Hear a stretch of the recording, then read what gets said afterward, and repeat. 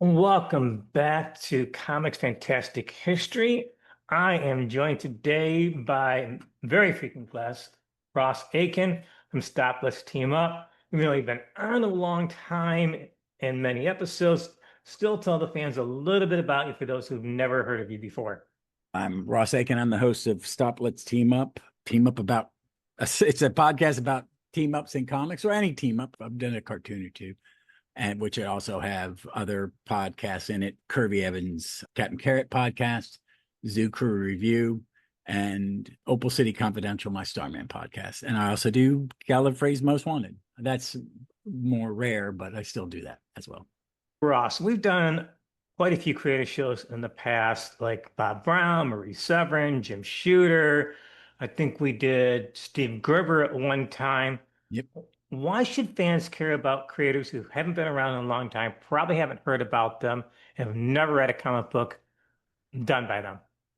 For me, what the artist we're going to be covering is I knew who he was from being a Legion fan and being a Superboy, reading Silver Age Superboy, that he did a lot, but I didn't realize he had created Green Arrow.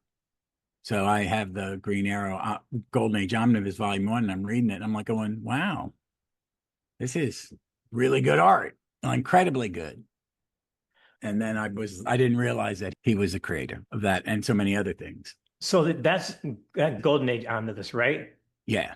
Would a fan today, like a modern fan, actually enjoy reading it? Is there What? some Here's fun my stuff thing in is it? we haven't said his name yet, but it's George Papp, and Right. he worked for DC for a decade, and he did a ton.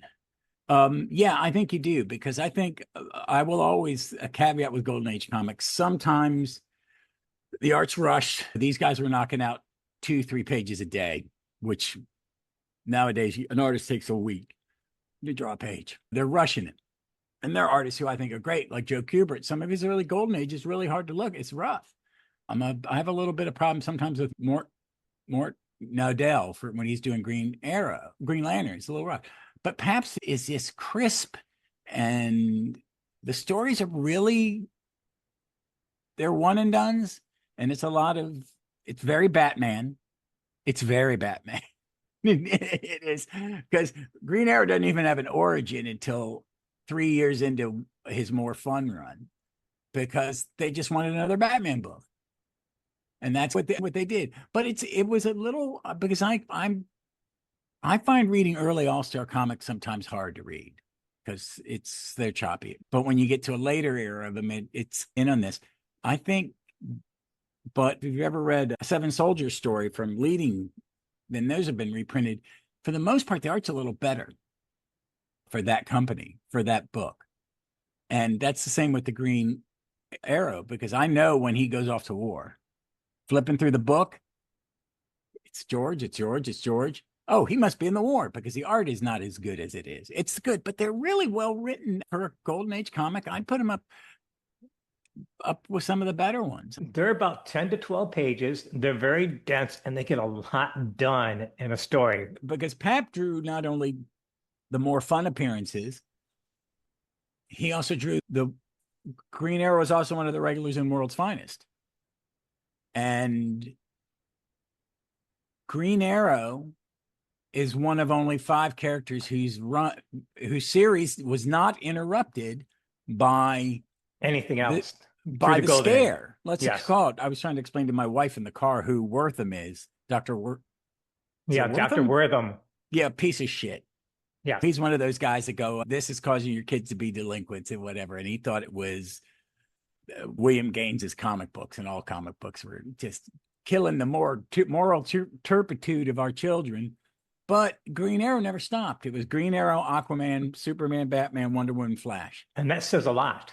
That is a lot. For them character, especially a second tier character like Green Arrow, to be running all that time.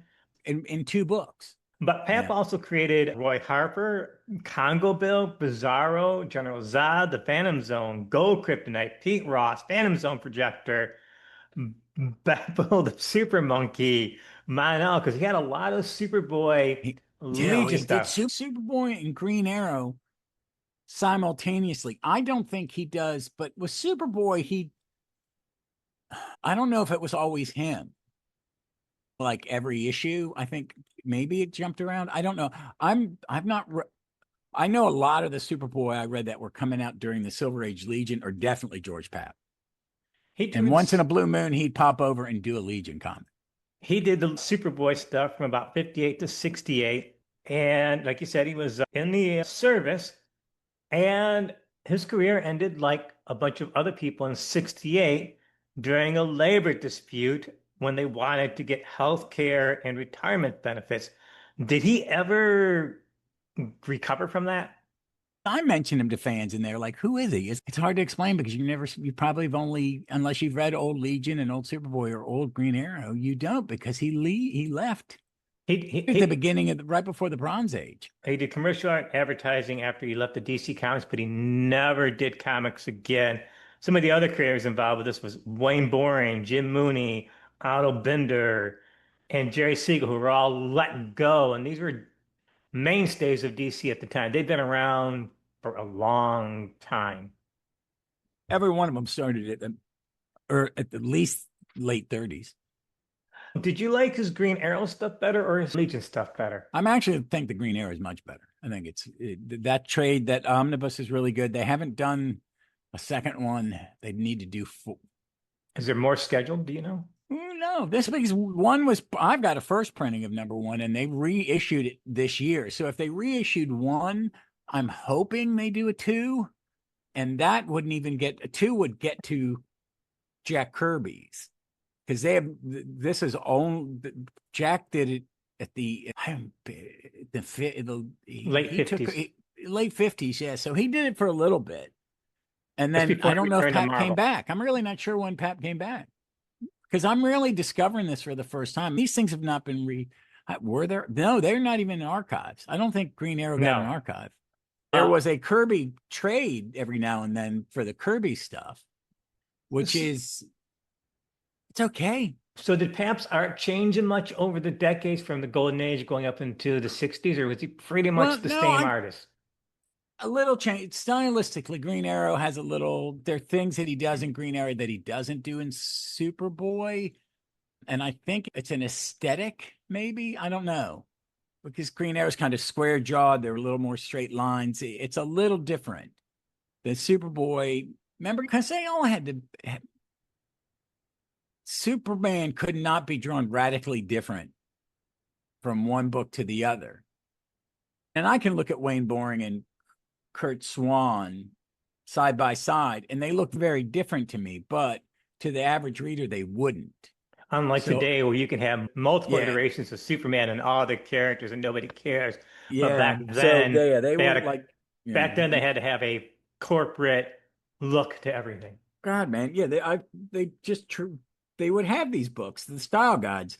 They published the Jose Garcia Lopez one into a hardbound book than last year. And then some, I've seen that on eBay like that. And then there's one prior to that. I saw someone had it up on eBay. I just saw that this week. I was like, damn, that's Chick Giordano's style guide because it's all Dick. Yeah, I think it changes. I don't know if it's an aesthetic or he's getting better at it. Also, he's penciling and inking that Green Arrow. Did he pencil in a Superboy or mainly just the Green Arrow I though? don't, it's hard to tell. You really, because even Mike's Amazing World of Fandom Wiki, sometimes they have no idea. Would you I think he's doing both. would you consider Pat more of a workhorse than somebody that influenced other artists along the line?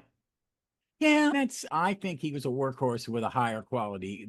I think you're getting better art from him than you are from others. I think his is cleaner and more precise. It's silly. And I could tell, like, I just recorded an episode for Stop Let's Team Up because I was thinking what this episode my week would be about. So I did Brave and the Bold 71, which is a Batman Green Arrow team up written by Bob Haney and drawn by George Papp. It was definitely inked by somebody. Would And I could you tell it was, and I'm guessing, I don't know, Jack Abel or somebody like that, because the art felt a little diminished by their would inking. would you consider him to be largely ignored by DC like a lot of the creators just not that I don't know if DC intentionally ignores him, but there's so many artists and creators from that time. DC really doesn't seem to give them much credit these days. Is that fair to say? Yeah, I think he's forgotten. I think he's one of those forgotten creators. If you ask a comic fan who's 20 or 30 years younger than me, and I'm 60, I think they would know who he is because they're only going to know like a four or five biggies. So they're going to know Kirby, they're going to know Eisner, they're going to know Adams, Adam. No, Ditko. I've even just for Golden Age. Oh, that's right. Yeah. Yeah, Alex Toth, they're going to know Toth. They may know Gardner Fox, and they may know John Broome for writers, but I know because I don't think they're. I think it would. It's something that they're not. DC publishes a lot of Golden Age omnibuses and have in the past, and they're going to and they're doing more. They've done 6 of Wonder Woman. That's a lot. And then Superman, you got to think about they've done, and now they're doing these DC Finest books, and 2 of the first 4 Superman ones are Golden Age. The So last, maybe we get a reprint after. I would love for the Kirby stuff to come back, and I'd love to see more of Paps. I it's mean, it's interesting that in the last couple of years, DC has really started to publish a lot of these more eclectic collections of things that you wouldn't expect them to put in collections. Is that fair to say? yeah, I think they were very cautious for about 4 or 5 years, and I think that's because they were working on that merger. Mergers, Yeah, multiple yeah. mergers that But in the last into the last 2 years, they have revamped what they do for collected editions. And so I get a lot of omnibus, but I also like the compendium format with a lot of pages, one big book. All right. And what they're doing is they are trying to do eclectic stuff. They're jumping around and they'll do an omnibus of, say, Justice Society. And then a couple months later, they'll do that same content in a compendium. But the DC Finest stuff is they're going to jump all over the place. it And that I must think is be, oddly good. enough, it must be profitable for them to keep putting these eclectic things out. I think it is. And I think what they're doing is because their price point is at least 30% lower than Marvel's. If you compare an Epic to a DC Finest, and they are basically the same form, they're similar in size, it is $20 less. It's So insane. It's weird, but they're jumping around. I saw the horror one. They're getting ready to do a collection of all the Steve Ditko stuff also. Oh, yeah, they're taking the 2 previous single omnibuses and making one big omnibus with everything. Because I've got volume 2 because that has all the Prince Gavin in it. So before we wrap this up, you get the last word on George Papp. Solid to fans. His Legion, his Superboy stuff is fun, but this Green Arrow is silly. It's fun. It's full of the batarang. It's very Silver Age Batman, except he doesn't ever bump into an alien or anything yet. He hasn't yet. I don't know. Maybe that'll come later because I'm only about third of the way through the omnibus. This is the omnibus. Huh? How many pages is that Green Arrow omnibus about? It's going to be about 125 on the next edition. How many pages in I it? think it's 700. That's not Bad. It's a ton. It is everything. Yeah, this one's going to be, folks, and I get mine from, if you buy stuff like this from in stock trades and cheap graphic novels, you're never going to pay full price. You pay about 60%. Most are discounted 35 to 40%. Yeah, this sucker it's got a lot. It's got More Fun 73 to 107, World's Finest 7 through 28. How big is it? It's only 792 pages. That's not a bad price. And it's everything in publication order. And that's what it's kind of like what DC's doing with DC Finest. I got this No More Kryptonite one because it's got Swanderson. And it's not like they're doing just Superman or just action. They're doing both in publication order. So you're reading Superman as you would have read it pulling off the newsstand, which I think is cool. Yeah, I read that one too. Ross Aitken from Stop Let's Team Up talking about George Papp. Thank you for joining me today. Appreciate you taking the time. Thank you for having me.